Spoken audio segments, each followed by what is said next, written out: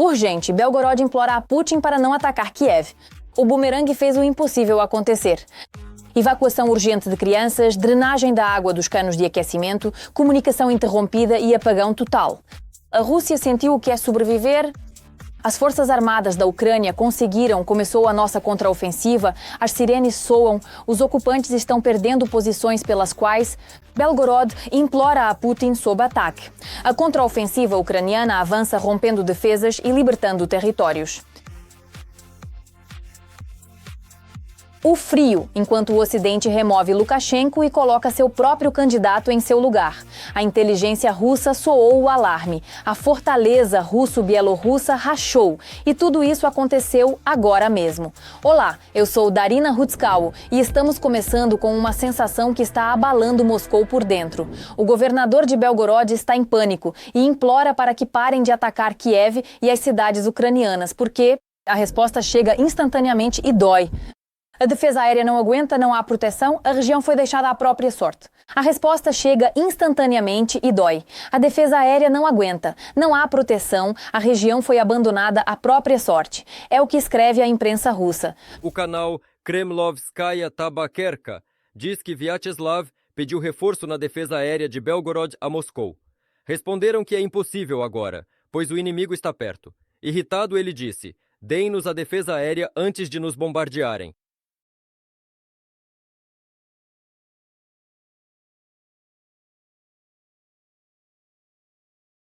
Se não protegem as pessoas em Belgorod, não bombardeiem ninguém. Ouvir isso soa como traição, o que é inaceitável. Fomos abandonados, não nos protegem. E para cada ataque contra... Sobre os ataques a Kiev, se Belgorod não for protegida, os bombardeios devem parar. A situação na cidade é crítica e gelada, com aquecimento 24 horas e orientação para evacuar crianças. Cidades ou enviar estudantes para a Crimeia para iniciar a evacuação.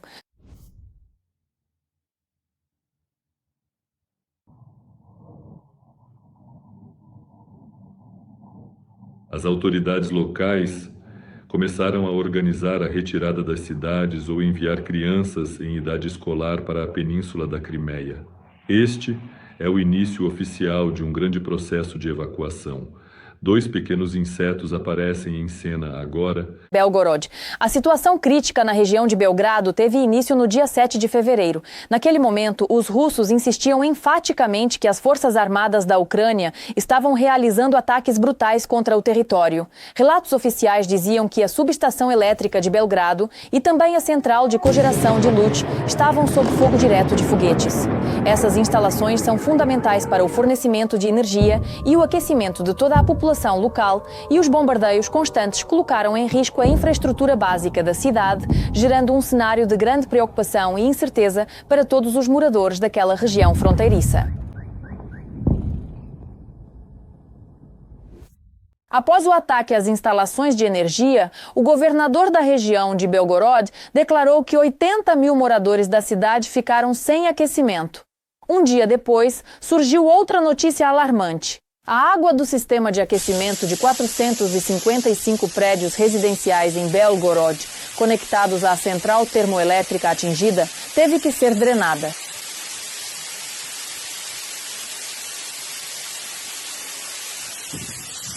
Como podemos ver, agora os russos não têm motivos para se alegrar. A catástrofe envolve o território da Federação Russa sem piedade. Com máxima urgência, a Ucrânia lançou um contra-ataque feroz, bem na divisa das regiões de Dnipropetrovsk e Zaporizhia. Isso é relatado por canais ucranianos, citando correspondentes militares russos. Ficou sabido que o avanço está sendo realizado a partir de Pokrovsk e Velikomikhayivka. O contra-ataque ucraniano em Huliaipol avança agora com o objetivo de cercar as forças russas na região.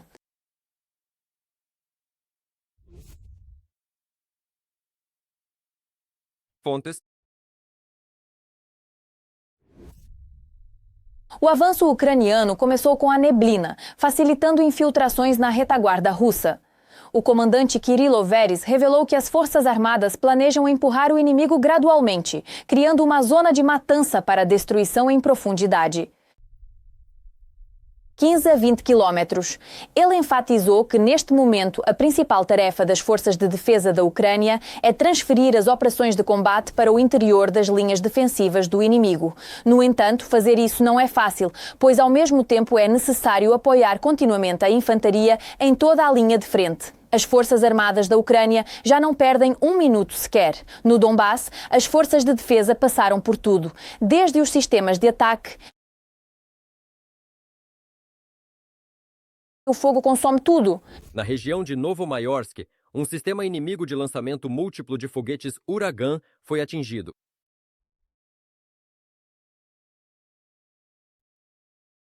Em Zaporizhia, Novomayorsk e Chasiv Yar, ataques destruíram um sistema Uragan e tropas inimigas. O exército russo desmorona, perdendo equipamentos e o controle da retaguarda rapidamente. Parece um colapso por um tempo. No que diz respeito aos russos e bielorrussos em particular, estamos falando de dois povos que compartilham raízes eslavas profundas e uma história marcada por séculos de proximidade geográfica e cultural no leste europeu. Essa relação histórica moldou tradições, idiomas e costumes que, embora possuam suas próprias identidades nacionais distintas, mantêm uma conexão muito forte e evidente até os dias de hoje. Gritou. A violência foi perpetrada pelo Serviço de Inteligência Estrangeiro. Ele afirmou que o Ocidente estaria supostamente preparando recursos para desestabilizar a situação na Bielorrússia e tentar mudar seu sistema constitucional.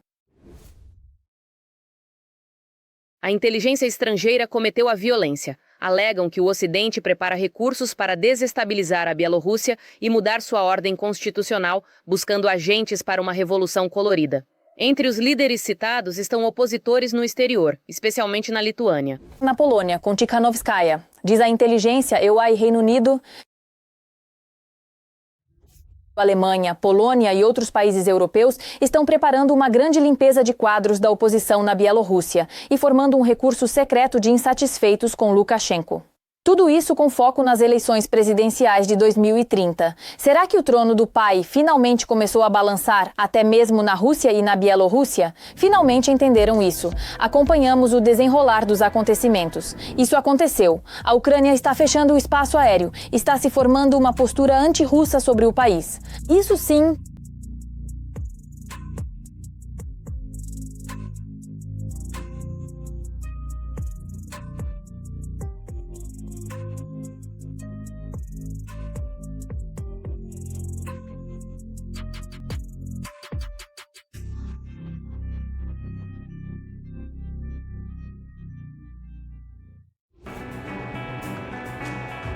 É isso.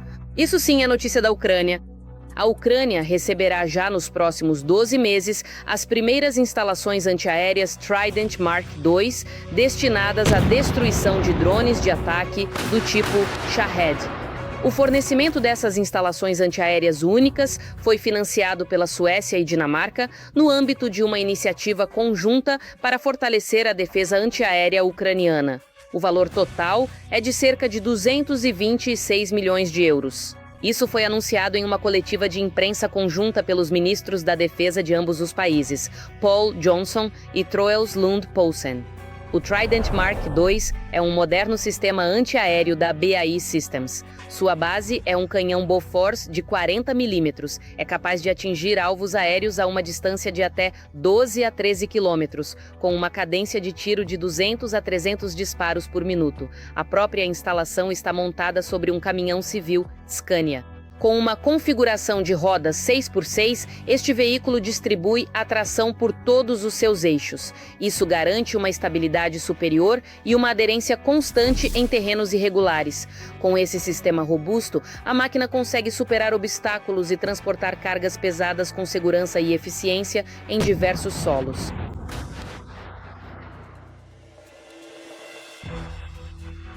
O que garante a possibilidade de implantação rápida utilizando estradas de uso geral.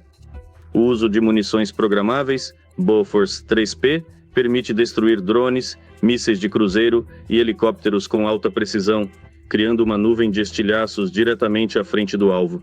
Este é um dos elementos da defesa antiaérea que hoje será desenvolvido. A mídia escreve que a produção de um Trident Marca O processo leva cerca de 15 meses e alguns dos complexos destinados à Ucrânia já estão em produção. Espera-se que essas armas antiaéreas se tornem prisioneiras. Leva cerca de 15 meses se passaram e parte dos complexos destinados à Ucrânia já estão em produção. Espera-se que esses canhões antiaéreos se tornem uma solução relativamente acessível e eficaz para combater drones russos. Este é um dos elementos da defesa antiaérea que está sendo modernizada em nosso país atualmente. Naturalmente, esses elementos hoje constituem o combate direto aos próprios drones.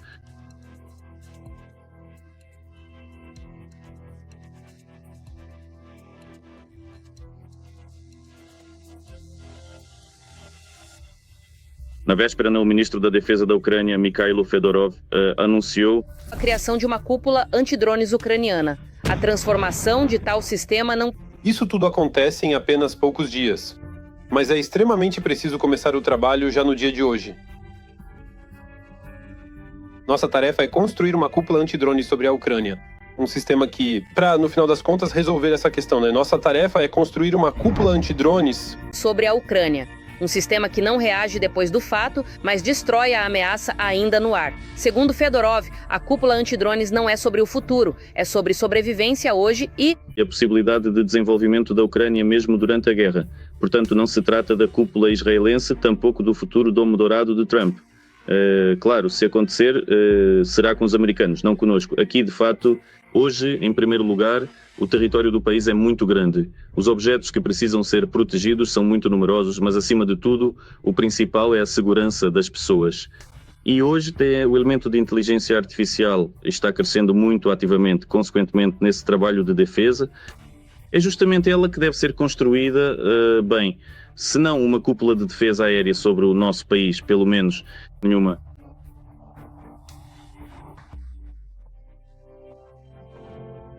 Nenhum país no mundo tem tanta experiência em combater ataques aéreos quanto a Ucrânia. Todos os dias e todas as noites, nosso país é atacado por centenas de drones inimigos. Em 2025, a Rússia lançou até 100 mil Shaheds e outros tipos de drones contra a Ucrânia. Por isso, é necessário construir um sistema que funcione não de forma pontual, mas em todo o território nacional. Trata-se de uma defesa em camadas. Defesa em camadas. Não é, digamos assim, para que as pessoas tecnicamente apenas se acostumem a atirar.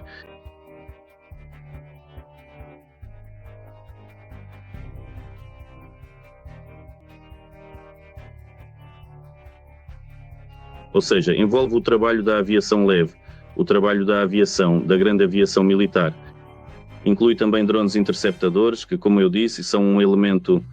É o uso da expressão clássica de defesa antiaérea. Isso, consequentemente, é trabalho no ar. A aviação serve para destruir a defesa e alvos aéreos. É muito trabalho.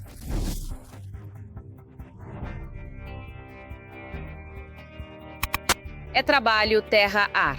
O primeiro passo para proteger o céu ucraniano foi dado. A parceria entre a defesa ucraniana e a SpaceX bloqueou o Starlink para os russos. Os ocupantes reclamam da falta de comunicação, o que afeta a coordenação do inimigo na linha de frente. A defesa ucraniana não relaxa, pronta para revidar a qualquer momento.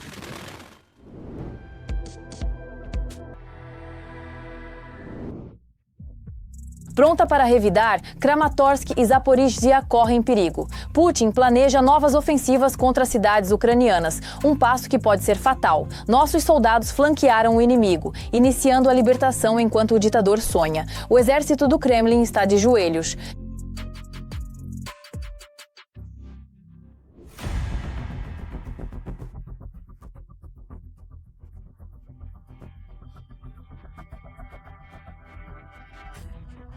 Putin prepara uma ofensiva em larga escala. Analistas dizem que em breve a Rússia pode atacar Kramatorsk e Zaporizhzhia. Isso é indicado pela formação de reservas, acúmulo de equipamentos e novos postos de comando nessas áreas.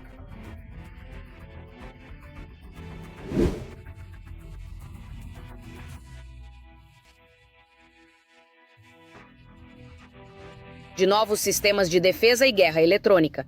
Tudo depende apenas de Putin. A Rússia é uma ditadura personalista extrema, onde a vontade dele prevalece sobre todo o establishment. E o resto do establishment não importará, mas, por mais que Putin queira, seus sonhos devem colidir com a dura realidade. Já em abril, o Kremlin não terá com o que avançar e o dinheiro estará acabando. O fronte russo desmorona. Em abril, o Kremlin não terá como avançar e o dinheiro acabará. Relatam militares ucranianos que o envio de reservas para Sloviansk indica crise, não avanço. Tropas russas usam prematuramente as reservas de primavera em Sloviansk. Se continuar assim, por falta de recursos,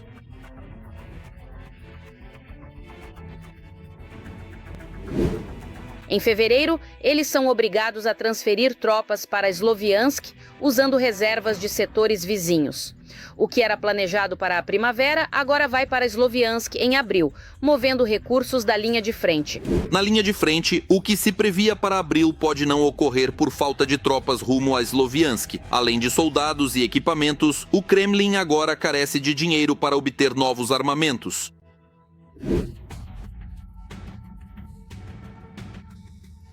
Mas o Kremlin, ainda assim, não se acalma. E continua impiedosamente enviando mais e mais tropas para o ataque incessante. E a cada dia que passa, perde mais soldados e recursos em combates intensos na linha de frente, sem conseguir obter resultados que sejam realmente significativos ou vitórias concretas em todo o trecho da região de Zaporíjia.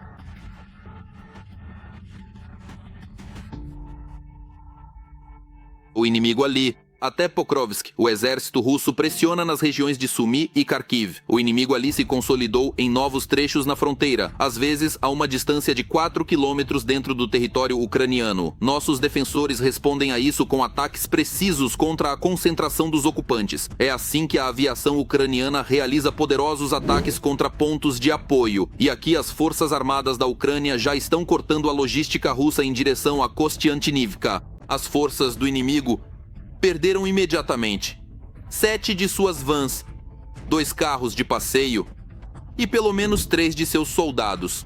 Menos um abrigo e 2 canhões do inimigo também foram contabilizados pelos combatentes da unidade Shadow nas últimas 24 horas. Todos os dias, os ocupantes em Oleshki também sofrem perdas devido aos ataques das nossas unidades. E o que você acha do trabalho da unidade especial? Shadow e Revanche causaram baixas e perdas inimigas. O que achou do trabalho? Os batedores destroem a infantaria russa e seus abrigos, além de atingirem um canhão e um sistema de lançamento de foguetes inimigo na região de Stepnohirsk, no Oblast de Zaporizhia.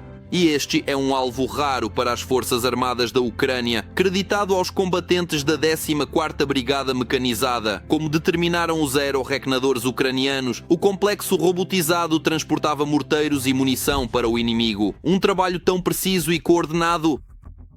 E as Forças Armadas da Ucrânia aterrorizam os generais do Kremlin. Eles literalmente não sabem o que fazer a seguir. O exército deles já bateu seu próprio recorde de mortalidade pela segunda vez. Em janeiro de 2026, a Rússia novamente perdeu mais soldados do que conseguiu mobilizar. Conforme ficou conhecido, durante o mês passado, cerca de 22 mil recrutas chegaram ao exército russo. Ao mesmo tempo, as perdas confirmadas dos ocupantes ultrapassam 30,5 mil pessoas. E enquanto Putin e seu exército batem recordes de perdas, as forças armadas da Ucrânia apresentam resultados recordes na destruição de drones inimigos. Assim, as forças de defesa no mês passado atingiram os maiores índices de destruição de Shaheds. E mesmo que isso pareça cena de filme de ação de Hollywood, é exatamente assim que nossos defensores atuam. Um helicóptero das Forças Armadas da Ucrânia, armado com uma metralhadora M130, Ucrânia, país do leste europeu.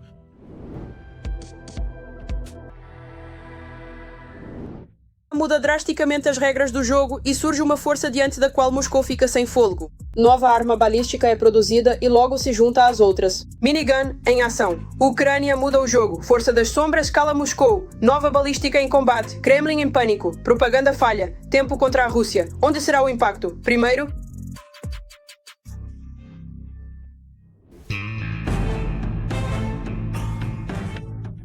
E agora, neste momento crucial de tensão máxima, resta-nos saber qual será o golpe final e decisivo que encerrará este combate de uma vez por todas, definindo o grande vencedor agora mesmo.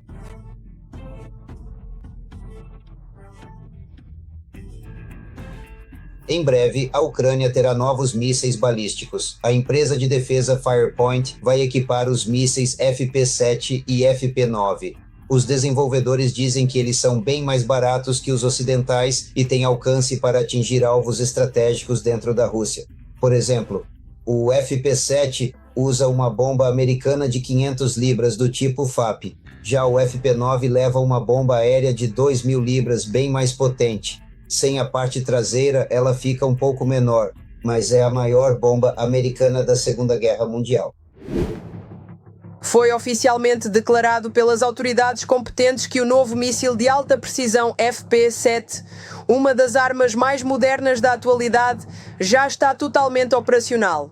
Este armamento avançado foi desenvolvido com tecnologia de ponta para garantir a segurança nacional e fortalecer as capacidades de defesa estratégica do país em diversos cenários.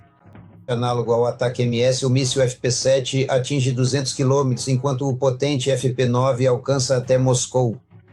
E a FP-9 já é um míssil mais sério, com alcance de até 900 km. Bem, no início falava-se em 800 a 850, mas os testes mostram um alcance um pouco maior.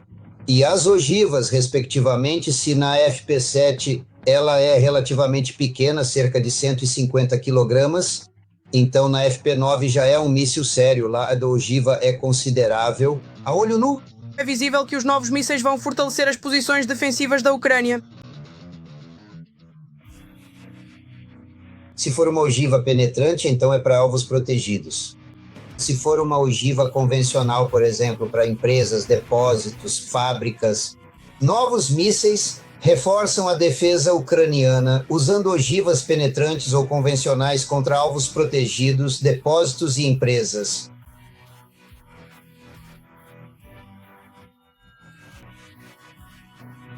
Lá onde há uma grande quantidade de submunições. No portal especializado Firepoint, os analistas observam detalhadamente que, ao contrário do que ocorre com os drones ou mísseis de cruzeiro convencionais, os mísseis balísticos de longo alcance, esses mísseis têm uma chance muito maior de conseguir atravessar a defesa antiaérea posicionada ao redor da capital russa.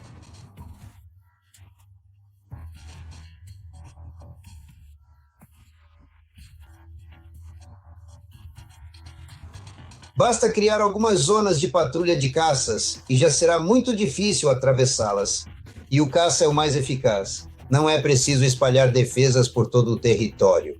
Zonas de patrulha dificultam a travessia e combatem mísseis e drones. Mas com balística,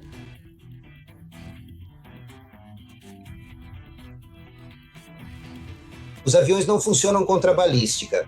Além disso, todos os sistemas de curto e médio alcance são identificados. Atualmente, os mísseis estão passando por testes de velocidade de desenvolvimento devido à redução da burocracia no setor de defesa. Espera-se que a codificação e a oficialização do armamento, mísseis em testes acelerados por menos burocracia, devem ser oficializados já em fevereiro.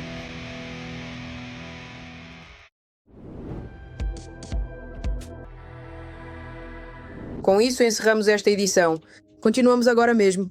Acompanhe os acontecimentos mais relevantes para contarmos tudo a você em primeira mão. Não se esqueça de se inscrever. Até logo! Encerramos esta edição, mas seguimos acompanhando tudo para informar você em primeira mão.